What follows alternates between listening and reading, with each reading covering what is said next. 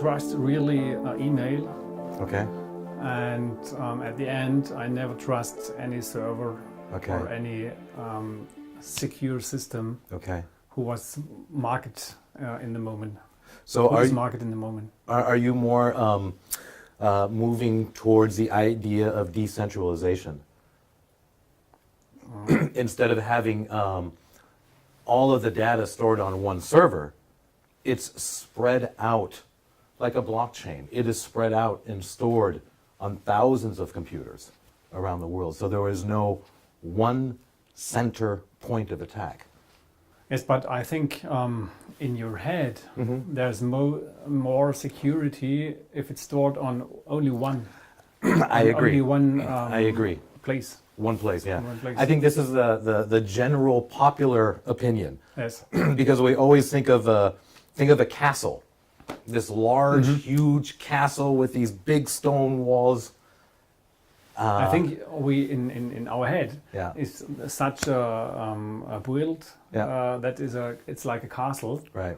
And this castle is the server, but exactly. we know it's not really secure. That's correct.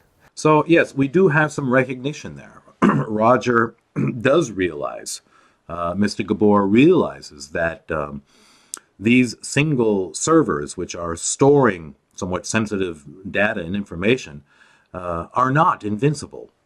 We think of them as we mentioned, a big stone castle, and we put more layers on top of layers on top of layers of security, building these walls thicker and thicker and thicker to try to fend off any attackers.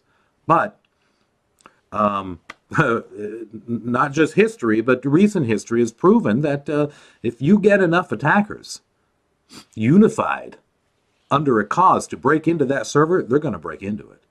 So Roger does realize this, and it is difficult to try to break this conception, to break this image of this single server being an impregnable force.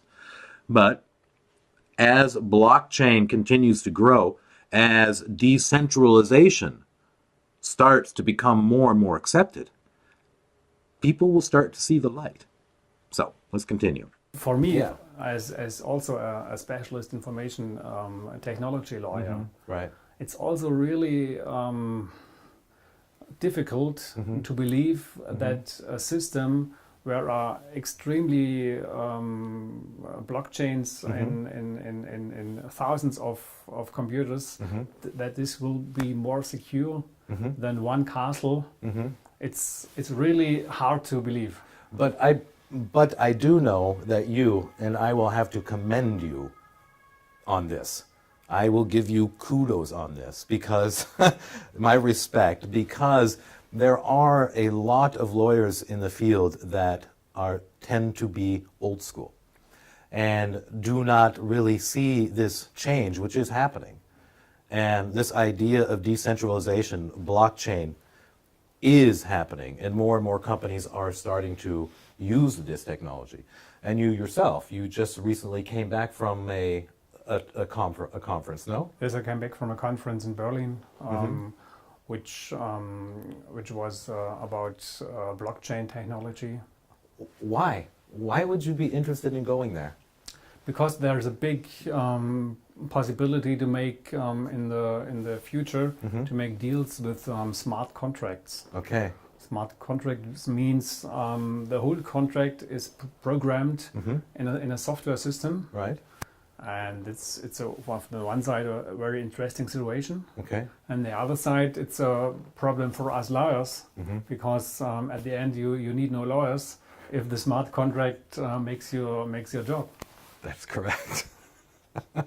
You said a lot of lawyers are old school. Right.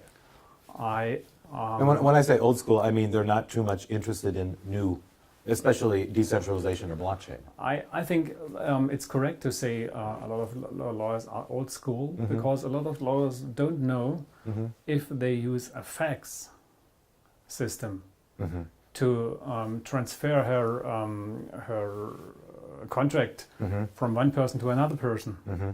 They don't know that it's like a postcard. in this moment. Okay. And the system of fax is using since the last 40 years. Right. And I will have to build on that because within the last 30 years, everyone who hears the word end-to-end encryption also feel we are safe. They also have that same, and granted, that's because that's all they hear. But, since its birth, the end-to-end encryption has always had a loophole. It has always had the possibility for a man-in-the-middle attack, for someone to take that public key that you are sending and either exchange it for their own or manipulate it. I mean, do we really think that Angela Merkel's phone didn't have end-to-end encryption? Of course it did. Do we really think that Hillary Clinton's emails weren't end-to-end encrypted? Of course they were. I mean, so just the fact that it's end-to-end encryption is not. It's a wonderful thing, don't get me wrong. It's absolutely great. But there's still that loophole. There's still that loophole. It's really information which surprises, but you have right. It's not a really secure system. The problem with end-to-end encryption is that it has always had the same failure since its birth. It has not changed in almost 3 decades. We are still using the same encryption protocol that we have done since the 70s. And there has always been this loophole, this possibility for man-in-the-middle attacks, this option, this window, this open window that when you send your public key to someone else, it has to go from you into a server, from the server into the other person. But between this trip from point A to point B, that private key, that public key can be taken. It could be manipulated. It could be exchanged for someone else's. And the person who receives it would never, ever know. Now, what we have done is we have incorporated a blockchain to handle this transfer of this public key. In doing this, we have completely eliminated the possibility for man-in-the-middle attacks. So for lawyers communicating with their clients, this is the only way you can ensure that the person with whom you are communicating with is that person and no one else. No third party listening in. No third party altering or changing that communication as it's sent.